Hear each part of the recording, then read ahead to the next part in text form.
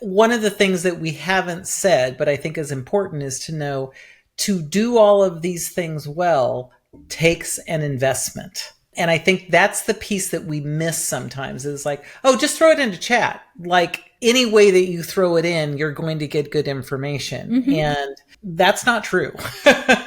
It's not true. And so the investment time of learning how to use it, which tool piece, all of those things is something that you need to put into the equation, because we assume because it's AI, because it's automation, it's going to be faster. At some point, it's going to be faster, but it's not going to be faster immediately. Not when you're starting from ground zero. Are you feeling overwhelmed, stuck, or uncertain about how to grow your business without sacrificing what really matters most? Welcome to The Business You Really Want, the show for women ready to build a sustainable, fully aligned business. Aligned with what, you ask? You, your values, your life. Seriously, it is possible. I'm Tonya Kubo, and along with business advisor extraordinaire Gwen Bortner, we're here to show you how.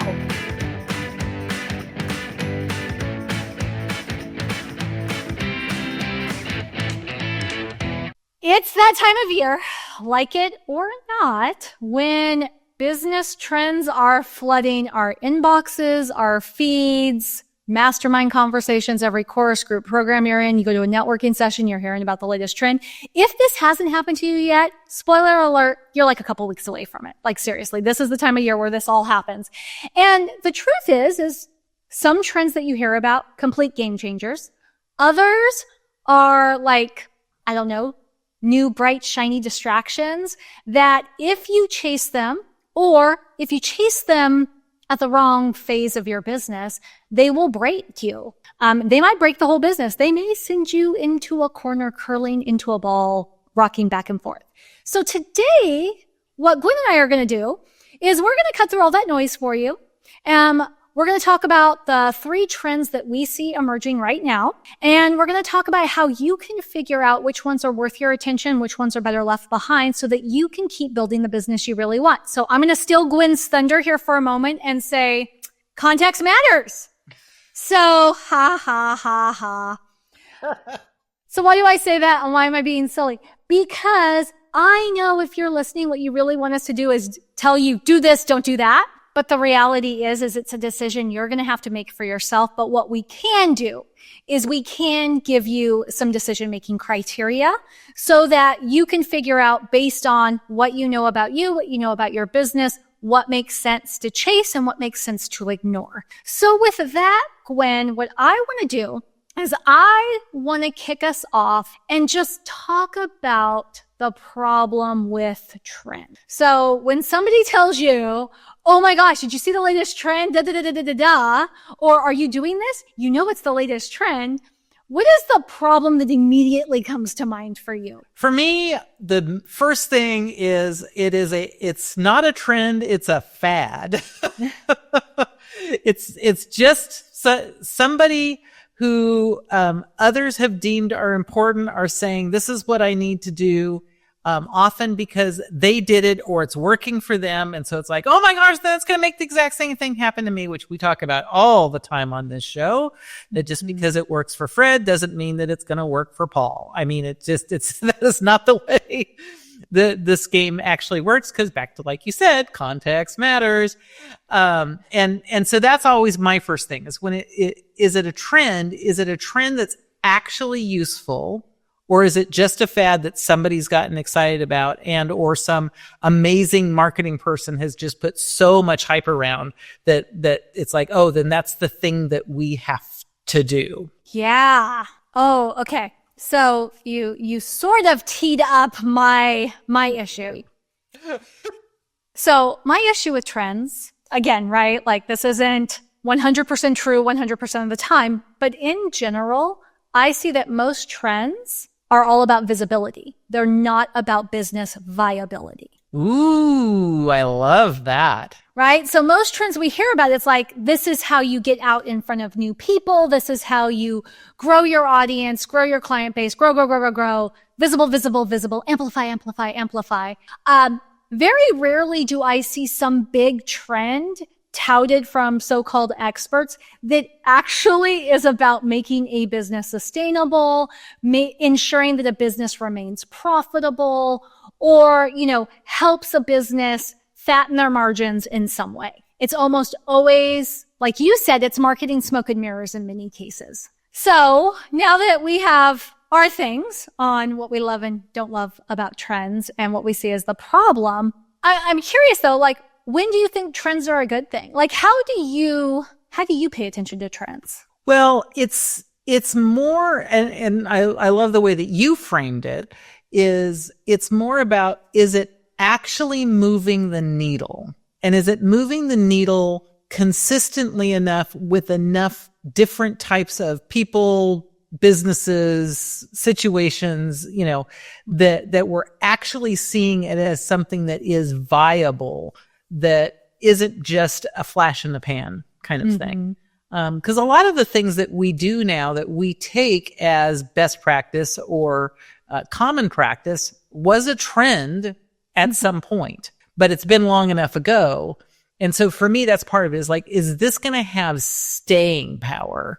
And for me, staying power is exactly what you were talking about. Is it actually making a difference? Is it moving the needle? Are we increasing margins? Are we, getting better profit? Are we able to do more with less?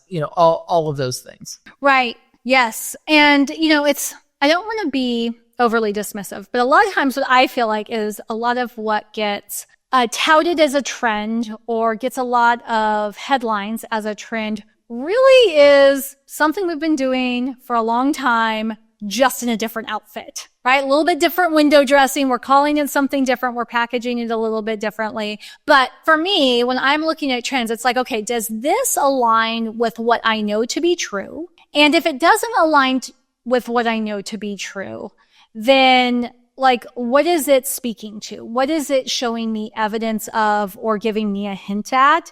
And then that's usually where I can go, okay, this is something I'm going to watch. Like, this is something I'm going to ignore unless it becomes unignorable. This is something I'm going to pay attention to, but, just cautiously. I'm not going to spend hours. I'm not going to go down a deep rabbit hole.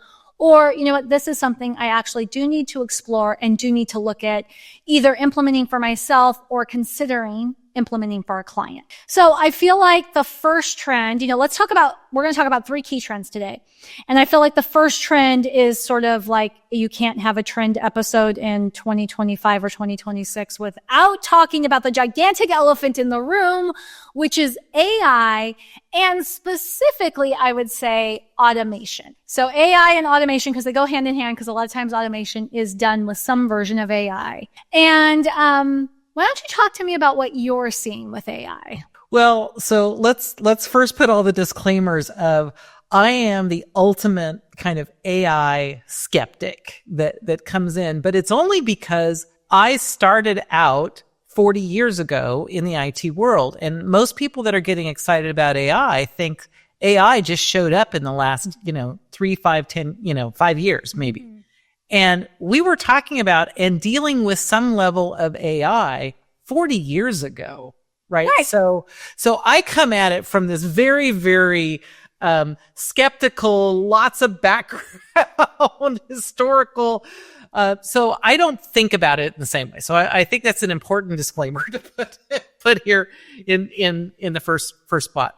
And one of the phrases that we used way back when was garbage in, garbage out.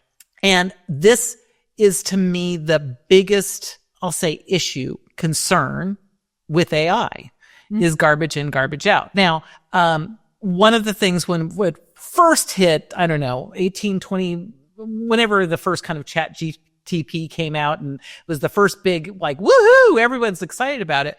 Part of it was like, okay, but they're pulling from the internet and there's no one that says what's in the internet is true. Well, and also, I mean, like, honestly, if you're pulling from all of the internet, like the average content quality on the World Wide Web is pretty crappy. Well, right. Exactly. So for me, my first thing was like, I feel like there's a lot of garbage in this situation. It's not all garbage, like, for sure. Absolutely positive. But at the same point, it's like, but I think there's a fair bit there. So what are we getting out? Right. So that was my early stages. We've gotten further along now. I think we're making, a lot of progress. But where I see the challenge is still a version of garbage in, garbage out. The problem being we aren't actually recognizing what we're using it for or what we're providing it. What we individually providing it is garbage because we wouldn't classify it as garbage, right? But it's really, we're giving it bad information, so it's going to do quote unquote bad things. Mm-hmm. It's not going to provide what we really need. And the other concern that I've seen with it that I've had for a long time, with all types of automation, is we get into the mindset of we set it and we forget it. And there's too many elements that are out of our control that we can't just forget it. We need to at least check in on it occasionally. Mm-hmm. And so I think that's the other, big risk. But at the same point, there are a ton of things that work so much more efficiently when they're automated and when it's done well. And there are a whole lot of use cases for AI that are super, super valuable. So it's not like it's all bad, but it's also not all, roses, unicorns, and rainbows. Right. No, I think like the most meaningful thing is the garbage in, garbage out, because I know that people were saying that when ChatGPT first came out. What was that? 2022, 2023. And like there were great like experts talking about that because, everybody was like, I'm going to have ChatGPT write my next book and my sales page and my love letter to the person I've been crushing on. And you're like, I don't know that I'd do all that. Cause that's back when I asked ChatGPT just out of curiosity to write a bio for me. And it had that I had a PhD in IT from Vanderbilt. And just so we're all clear, not only do I not have any degrees in IT, I had to Google to find out which state Vanderbilt was in. So I definitely wasn't a graduate, but I have to say it did make me look good. It was all a lie, but it made me look great. So, there's the garbage in, garbage out. That is still true. Unfortunately, I see and anybody who's active on LinkedIn, you're seeing a lot of ChatGPT generated content out there. I will say the upside is it makes some of us who actually know how to write and know how to human online, it makes us look really good without much effort. But as it's moving from a novelty, let me see if I can get, AI to do this. Let me see if I can get AI to do that. We're seeing it used for content generation, analytics, operational efficiency. We're even seeing it used a lot for decision support. I know that's what I do, right? I give it all the information I have and I say, tell me my blind spots. What am I not thinking in this decision, right? Super useful there rather than me having to spend a bunch of time, talking to coaches and talking to different people. I can get pretty far in figuring out what the core challenge I'm trying to solve is. Back to garbage in, garbage out. The question is, what are you feeding it to get those outputs? Too often, what I am encountering, and you and I have talked about this offline. So I have now been hired twice by ChatGPT. Let me tell you what that means. Because I'm just going to give you a tip. Don't do this ever. This is bad. Where somebody talked to ChatGPT about a problem they had and how do they hire somebody. They sent me a cleaned up version of what ChatGPT told them and were like, hey, can you do this for me? And I'm reading through, and of course they're using all the right words. And I'm like, okay, so let me make sure that I understand you. You do, you're looking for this, this, and this. They had no idea what anything I wrote meant. So they fed that into ChatGPT and said, what do I say to this? And of course, I'm moving quickly. Unbeknownst to me, this whole conversation, they are actually wanting to hire me for something that they have no idea what it is I do. But ChatGPT said it sounded like I knew what I was talking about, so they should go ahead and hire me. Can you imagine, just briefly, just imagine how frustrating that professional relationship might be when you get into it and realize the other person actually has no clue what to do. And pretty soon they stop trying to clean up the AI and they're just feeding, they're just copying and pasting direct stuff. And you're just like, oh my goodness, we cannot work like this. We have to backtrack. And all I can say is they wasted a lot of money, right? Because it's you didn't even know what you were getting. So that kind of blind allegiance to AI is terrifying. It's terrifying to me, not from a ethical perspective. It's terrifying to me from a business perspective, because I can see a lot of people running their businesses into the ground and having absolutely no idea they're doing it because they think ChatGPT knows more about their business than them. Well, and the other thing that you said, early on was, that you'll use it to say, I've got this issue. This is all the things I know. What are my blind spots? Right. And so it's helping you with that. But what if the problem you're actually trying to solve is the wrong problem? How do you have that discussion? Because it doesn't know how to read your body language because it's not seeing your body language, right? And where that's one of those places where I know you well enough to know that that's not what you're doing, but that's another case where it could be you're putting garbage in. You're actually not putting garbage in, but because you're not actually asking the right question. It's still garbage in. Well, I mean, that's the thing is, right? It's like AI can only help you as much as you are self-aware. Right. That's what you're pointing out right now, right? Is like, if you don't know the things that you do that sabotage your own success or get in your way, you can't tell AI about it. And AI doesn't live with you 24/7 to see those things. Right?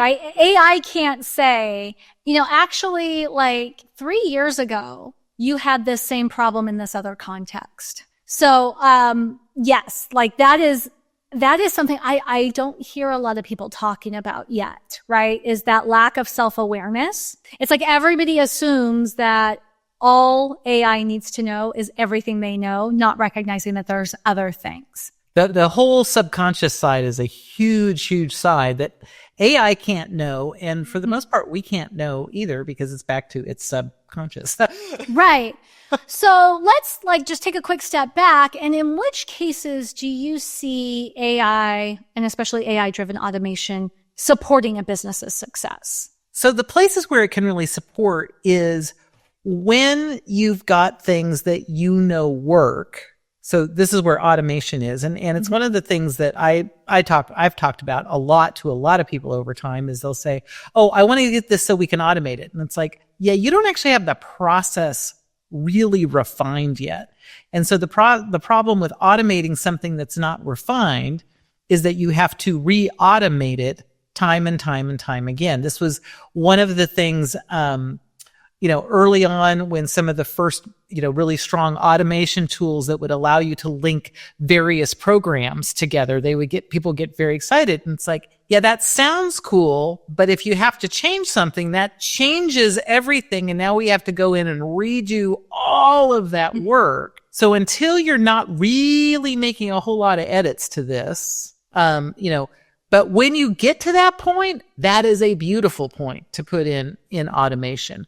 I also think the AI aspect of very specific kinds of problems with very specific kinds of constraints is a great place to get feedback from AI on things, because you're giving it enough of a container that the chance that the information coming back is pretty strong. Like one of our friends, Ashley, has created a chat bot that is for creating the rough outline of a SOP, and she talks about how to use it. Now, it's not every detail of the SOP. It's about giving you some framework to then build the SOP from, right? And so there's enough of a container here. We're not saying it's going to be the end-all perfect thing, but it's giving us a really good starting point for that. And so that to me is another great example where instead of having to, think through all of those pieces and do all of those pieces, you can actually say blah, blah, blah, blah, blah, blah, blah, blah, blah.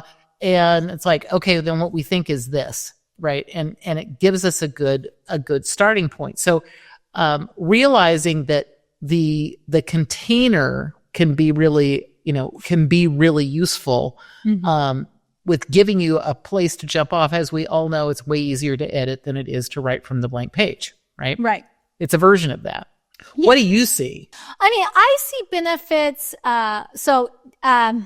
Data aggregation, that's probably like one of my favorite uses, right? Because on the marketing side, so It's really hard to get apples to apples comparisons on social media platforms, right? Everybody counts views differently, content differently. So it is nice to be able to download raw data from all the platforms and then feed it in and then ask some questions back to constraints. Like for instance, we are optimizing for conversations and engagement based on how we have performed in Facebook, LinkedIn, blah, blah, blah. What is our strongest platform? Right? And what are you basing that evidence, right? And having that conversation about the data versus me having to pull everything into spreadsheets and just spend hours going blind trying to get the numbers not to all swim together. So that's one.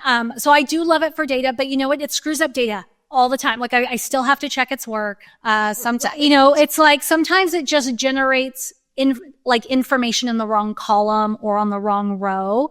So back to, it's sort of like what we learned in journalism school. When your mom says she loves you, you still check that out. You fact check everything. So I don't feel like it saves me any time in fact checking, but it does save me time in pulling all of that together. Templated content. So people I know, for instance, show notes, right? Most people who podcast have a very specific template they follow for their show notes, a specific template they follow for outlining episodes. I do that. Each of our episodes, I don't know if people can tell or not, but we follow a very standard format. And so it's great for me to go into AI and say blah, blah, blah, blah, blah, or upload a transcript of a conversation you and I had about episodes we want to do and have it chunk it in there for me. So then all I have to do is go, well, I would never say that and change that up or go like, we don't agree with that. Okay, what's the opposite of that? So I find that being useful.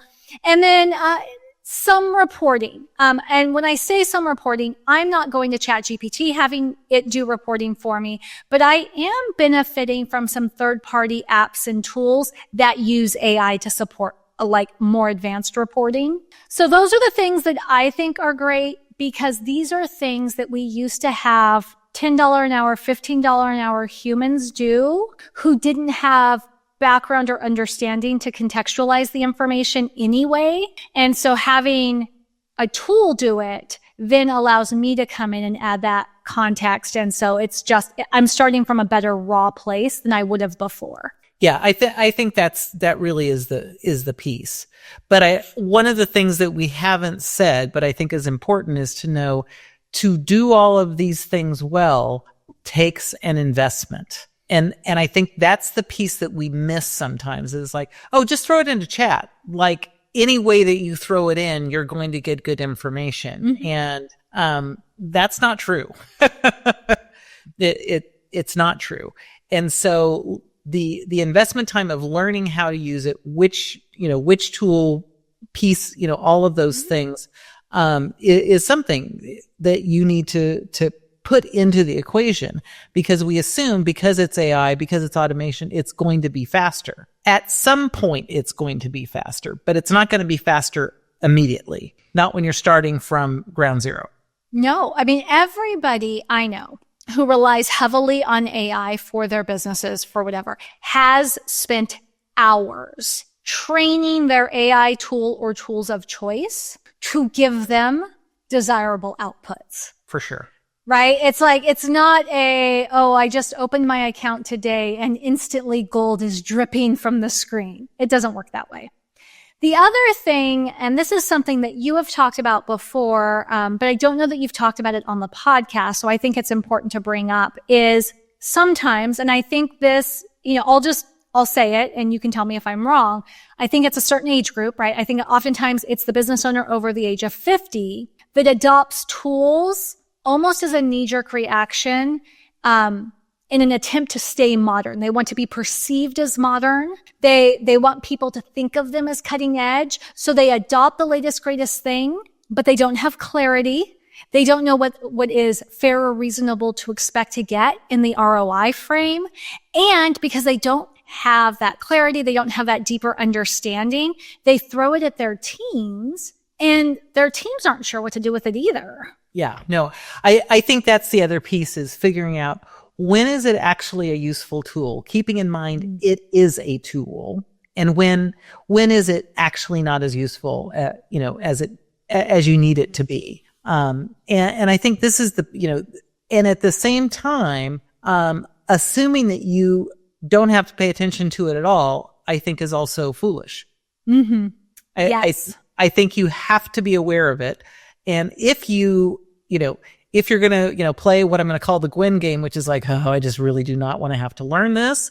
That's okay. But know that you probably have to have someone on your team who is willing to be the one to learn it. Yeah. And to help you understand when and how and where you can be using it within your own organization. So this is absolutely probably, like you said, top trend. You can't be talking about anything without hearing about it. But it is not the end all that most of the headlines are saying that it is. And that I really think the biggest caution is, am I actually putting in garbage? Not is it, using, the internet or any of those other places that may not have good information, but am I the one putting in garbage because either I'm not asking the right question, I am trying to do things before before I'm actually ready to get to that point, right?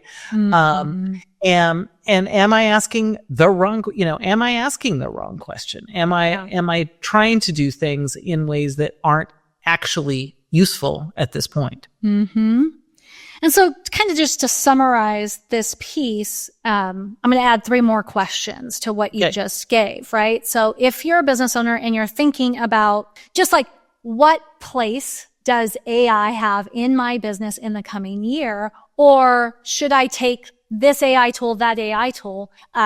Its first question is the AI tool, whatever it is, going to reduce time or energy on tasks? Second, and this is totally a Gwen thing here, can I pilot it on a small workflow first? Is there a small piece of the business that I can test it out before I start, eliminating everything that has always worked and following a new thing? And the third, and this is just a repeat of what you just said, but it bears repeating, who is going to own the adoption of it? Who's going to own the implementation? Who's going to own the maintenance? Because like everything, it will break. Just like we all know, human error is a guarantee. As long as you work with humans, you're going to have mistakes of some sort. Tech breaks. It always breaks. Some breaks more than others, but it will always break, and you have to have a plan of action to protect yourself from that. All right, moving on to the next trend, Gwen. So I am going to just say the trend. I just want you to tee it up for us. So human-centered leadership and emotional intelligence. So, and it's interesting because I think this is the other pendulum swing of what we were just talking about with AI and automation, that their leadership can't happen by AI. Leadership has to happen with humans. And part of the human equation is the emotional intelligence piece. Mm-hmm. So how are we bringing the human element in, and are we actually doing it in an effective way? And I think the answer in a lot of cases is no, unfortunately. And part of it is because humaning is hard, right? We talk about it all the time, that the people aspect of anything we do, family, life, business, work, play, it doesn't matter. Mm-hmm. The human aspect is actually the hardest aspect, because we all have these things we call brains, and the free will that goes along with it, which means all the things that we think that we are going to happen, or that should happen, or that we know will happen, don't happen. Right. Necessarily. They sometimes they do, but not always. So bringing in that emotional intelligence and leadership piece, and where I'm seeing it, and what is my watchword for it, is accountability. Mm-hmm. But it's not the accountability that we've come to know and love, or hate, quite honestly. Right. Which is the wagging the finger, hassling people, hounding people, shaming people, just saying, "Oh, did you do it? Great. Move on." But it's the actual real accountability, which is about, are we growing? Are we moving the needle consistently? Are we reflecting on our decisions and not just saying good or bad, but really what was the decision? Not just the result, but what was the decision? And going through that true accountability process. Accountability isn't yet the watchword, but I anticipate accountability being the watchword somewhere between 26 and 28, where all of a sudden you're seeing everybody, all of the gurus that you currently follow who are not using the word accountability will be using the word accountability in the next 12 to 36 months. Mm-hmm. Yeah. So it's interesting you bring up the accountability piece because, you know, where human-centered leadership really thrives, right? Like where you see that truly turn around an organization is when you see an integration between trust, vulnerability, culture, right? It's like we are actually walking the talk. We say this is our culture and this actually is what you experience. We say these are our values and we live them out every day. You know, we have honest conversations about whether this decision aligns with the values or doesn't align with the values. We all, you know, hold ourselves to a high standard of performance. Like when you have all of that integrated is where I see human-centered leadership do really well. Well, where here's the thing. Go ahead. And when it doesn't happen, we own that we missed the mark. Definitely. Okay. Definitely owning that we missed the mark. Here's where I think this, I'm going to put air quotes, human-centered leadership, where it breaks a business, first and foremost, is when vulnerability becomes like drunk crying on our like coworkers' shoulders. Like seriously, it's like we're talking about things that don't need to be in the workplace. We're talking about things, you know, as a CEO, we're dumping insecurities and stuff that our direct reports do not need to shoulder. That's not their job. They are not paid to be your therapist. That's not what vulnerability is. Second is when this human-centered leadership becomes code for no accountability. Right? It's like, right. Oh no, we just accept everybody as they are. We say we're a human-centered organization. We understand you have family, you have life, you have this. And I love that. And I want to work with clients who have organizations like that. Also, that doesn't mean that everybody has permission to have an 18-minute workday because life got in the way. I was tired. I had to sleep. I had to take care of myself to that, right? Like business has to get done. Standards have to get met. And so it can't be that nobody's held responsible for their actions. Nobody is held to a standard of any sort, right? Like, well, we have a mutual friend, Rachel Allen, and this is something that happened to her a couple of years ago. Remember when self-care was the big trend? Right? Self-care among CEOs. Yes. And, you know, like emotional health. She had like a $50,000 invoice that went unpaid. And when she was following up on it, the person was just like, it's just like, it's important for my mental health to not face the bills I have to pay. I just like self-care for me right now is not being in my bank account and just really focusing on visualizing what I want my future to look like. You know, and Rachel is like, I am all for self-care. I am all for emotional well-being. Get a therapist, do this, do that. But like my bills don't care about your mental load. Well, and hire a bookkeeper. Like if you don't want to be in your bank account, hire a bookkeeper. Right. You know, so that's where I think it's like, so back, I mean, really what I am in much different words saying what you're saying, right, is that when this idea of being a human-centered leader or a human-centered business becomes code for we don't hold people responsible for their actions, we don't practice accountability, we're really teetering into dangerous territory. Super dangerous territory. You know, from a sustainability perspective. So, if somebody is listening right now and thinking like, okay, I don't know, like, am I practicing human-centered leadership? Am I a human-centered business? I don't even know. And if I am I a soft leader? Like, am I bad?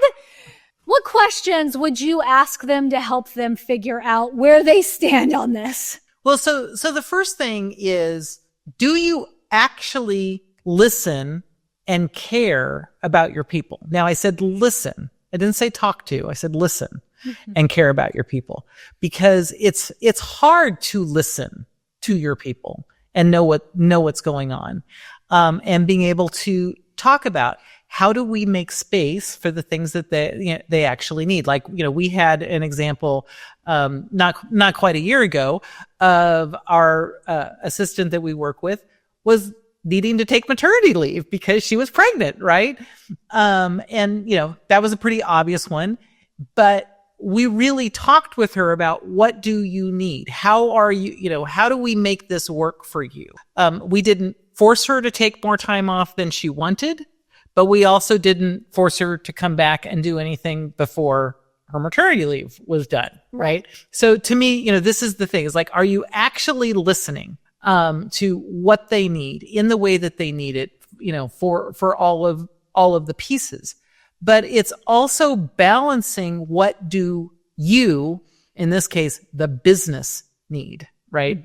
Because it can't be just about them. I find that one of those questions is, am I doing things for the benefit of the person that damages the business? Right. So human leadership is that balance between, I hear my people, but I also understand that part of my responsibility is to have a healthy business. So I can't support that person in lieu of having a healthy business. So are we actually listening? Are we really communicating and understanding the difference between, I like this person and this person is the right person for what we're doing, right? So to me, that's the first question.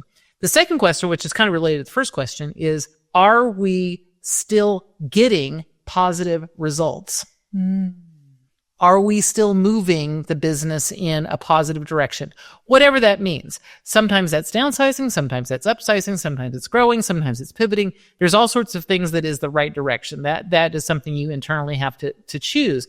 But are we as a team, however big your team is, little tiny team, big giant team, are we still moving in the right direction? Because if we're listening and we're moving in the right direction, then we're probably doing this pretty well. If we find that we're not going anywhere, then maybe too much of our human-centered leadership is on the human and not on the leadership piece of it.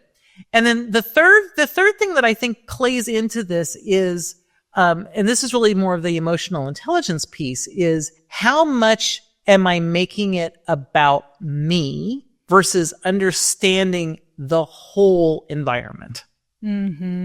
Right? Am I doing things only for me, or am I doing nothing for me? Both of those are wrong, right? Am I being totally the martyr, or am I right? Because I've seen that game, and I'm totally the martyr, or is everything about me, and it doesn't matter all of the other things that are going on. Where is that emotional intelligence? Am I able to manage my emotions, do the things that need to be done, but also be aware of my energy and my emotions and all of those pieces? If you feel like, oh my gosh, everything's happening to me. Okay, well, that probably sounds like you're being the martyr. You're probably on that side. Or if it becomes like, no one's doing anything, I'm doing all of the work, that can also be martyr, but it can also be very much, I'm centered on me and not focusing on what's happening in the business as a whole. So those would be the questions that I would ask. You're probably going to summarize them way better than what I said. No, I actually think that those... You're really good at that. Yeah, no, but I think that those are all exactly what people need to ask. It's really... what you have always said, and it's kind of like the crux of this whole show. Your number one job as CEO is to ensure the health and sustainability of your business. So we can love people, but we cannot love people at the expense of keeping our doors open. If you have a large company of investors, you can't love your people at the expense of meeting the expectations of your bosses, whoever your bosses are. That could be a nonprofit board, that could be board of directors, whatever. Right. And I think that the only thing that I would add, if you are wondering if this is you, or if you're like, but I want to be human-centered, I would encourage you to always partner empathy, whatever your version of empathy is, but partner it with clarity. Very, very clear expectations, clear summaries, clear deadlines. I think you can never go wrong with clarity. And I think that's the piece back to idea that human-centered is soft leadership. We don't want to give deadlines. We don't want to give, we don't want to give any like must-dos. The must-dos are the greatest gift you can give to anybody you're assigning work to. Yeah, this really comes down to if you're doing accountability well, it has all of those things, but it still has grace in there to deal with where things go astray, because they will. And part of true accountability is you're also being willing to be held accountable. Yeah. Right. Okay. We are running out of time and we've got one more trend to talk about. Okay, go. And this one's quick because I don't think this one's a big surprise, right? Because I'm hearing it everywhere already, right? Simplicity over scale. And I love it, right? Less doing, more being. This is all sounds great. Here's what I love about it. I'm going to summarize it, and then I want you to just kind of talk about like where it can help build a business and where it can help break a business. I love seeing businesses push back on this idea that success means you must scale at all costs. You're not a successful coach unless you have a leveraged offer. You're not a successful CEO unless you're on the golf course 20 hours a week and only in the office 10. I love that. I love that kind of transparency. Some of us like to work and we want to work, and success is working. Love all that. I love seeing people simplify their offer stacks. It's easier for clients. It's easier for you. It's easier on your teams. I love it when people are making decisions that make it easier for them to show up really well and exceed client or customer expectations. I love seeing businesses that have a really clear idea of what's inside their sandbox, what's outside of their sandbox. I also think sometimes this whole simplicity over scale can actually be a little bit of self-sabotaging. So here's what I want you to do is just tell us your experience, because you definitely have way more experience with scaling businesses and such than I do. So this, it's absolutely true. Most of the time, cutting something out is the fastest way to improve. Most of the time. So long as it's the right thing to cut out. And I think what we end up doing too many times is a version of cutting off our nose to spite our face. We're grabbing the wrong thing to cut out. And it's risky. Am I actually grabbing the thing that needs to be cut out? Is actually, extraneous, wasteful, no longer serving, whatever? Or am I cutting out the thing that's hard, that I don't want to face, that's my growing edge, any of those places. And it's a version, it's a little bit different, but we keep talking about the pivot. Oh, you need to pivot. A lot of times what I find is people are pivoting, and what they're really doing is they're cutting out, doing the hard thing to take them through to where they actually need to go. I got to this place, it got really, really hard. And so I'm going to pivot a little bit. And what they're cutting out is their learning opportunity. Is what's really happening, is they're cutting out that learning opportunity. I also find a lot of times we cut what's working to go do the thing that's new and shiny. Right. And as, someone whose, mind is technically an operations mind, I know that doing the same thing in the same way for as long as possible, as boring as it is also the fastest way to profitability, consistent results, et cetera, et cetera, et cetera. And so in this entrepreneurial space, I think a lot of times we cut what feels boring, what is working, for the pivot or for the new thing, which really is just a shiny object. And so getting permission to simplify, it's like, oh, well, I'm going to simplify by getting rid of, these 3 core offers that have actually been the thing that's been making me money the whole time, because I've gotten tired of them. Well, maybe we can just refresh them or approach them in a slightly different way. We don't necessarily have to completely cut them and start over. And so I think that's a place where we have to be cautious of, because it's not just about cutting, it's about cutting the right things. Mm-hmm. Right. And I think that's the piece that gets missed. And when whenever we talk about trends, any of the trends, they tend to be a soundbite, and the soundbite's not enough to really encompass the whole concept. Right. Especially when you're looking at simplification, right? Because, what is simplified for me is not necessarily simplified for you. There's so many variables, starting with what is it that I like to do and don't like to do? Yeah. What's the skill set on my team and the skill set that my team doesn't have compared to you, and everything else? What is the standard of excellence my clients expect versus yours? What's my price point versus your price point? I could make my price point equal to you, but because we serve different audiences, my people are going to still expect something different for that price point than your people would expect for you. Right. It's just how it is. So if you're thinking of this idea of simplicity over scale, and maybe I don't scale at all costs, I'm going to just summarize kind of what Gwen shared about like where it's good and where it's bad, and say, here are the questions to ask yourself. So first and foremost, you want to look at, if you're thinking about simplifying services or simplifying products, you want to look at which products or services drag your margins, right? So where are your thinnest margin services and products? And let's say margins on revenue, or profit, especially margins on joy. Okay. Like if you truly, truly hate it, that's okay to cut things you hate, but you need to be looking at what the margins are, both financially and energetically. Second, kick the can down the road. Before you start slashing and burning anything, take some time to say, okay, what would my business look like if I removed my lowest performing offer? What's it going to look like in 6 months? Where do I see changes? Does that mean I let 2 people go because that's their whole job? Does it mean that I have to redirect some investments? Who knows? You should know though, when you kick the can down the road, what is it going to look like in the next 6 months to a year if you remove that lowest performing offer? Third, ask yourself the hard question. Would less variety actually sharpen my brand? Would it make me more referable?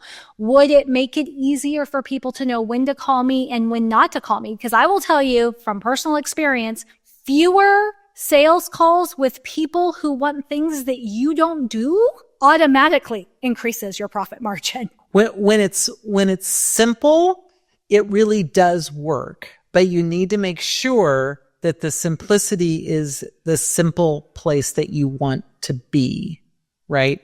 And back to, just because you simplified doesn't mean you can't scale. Sometimes it makes it easier to scale. Excellent. There's the mic drop moment right there. That's the mic drop I've been waiting for. And so to sum it all up, because first of all, maybe you're seeing a trend that we haven't mentioned. I'll give you 3 more questions. Just ask yourself, every time somebody talks to you about a trend, does it align with your vision and values first and foremost? Because if it doesn't, if your vision and values are all human all the time, I don't care who is touting AI, it may not work for you. 2, does it support my team and clients, or does it distract them? 3, will it simplify my business or will it complicate my business? Ultimately, I think to wrap a bow around the whole episode, trends aren't bad. Trends are actually neutral. The difference between those that build your business and those that break your business is how you personally filter them according to your specific business. So back to what Gwen says all the time, as a CEO, your role is not to chase trends. Your role is not always to be on the cutting edge. Your role is to ensure the health and sustainability of your business so that you can make payroll tomorrow and next year and the year after that and the year after that, so long as you want to. Now, I will tell you that if you are feeling overwhelmed by all the advice, the predictions, the trends that get thrown at you this time of year, let's cut through it all together. In fact, no, let's not cut through it all together. Why don't you cut through it all with Gwen? You can have a clarity call with Gwen, and it is a perfect protected space for you to sort through what's hype and what's helpful in your specific context. Figure out what strategies will actually build the business you want, and which strategies you can safely and with confidence ignore because they're just not for you, or at least not for you right now. All you have to do is get on Gwen's calendar by going to everydayeffectiveness.com/clarity, and you can book directly there. Thanks for tuning in to The Business You Really Want with Gwen Bortner. I'm Tonya Kubo, reminding you that sustainable success is within reach. Make sure to subscribe to the show and visit thebusinessyoureallyWant.com for more resources. Until next time, keep dreaming big and acting with intention.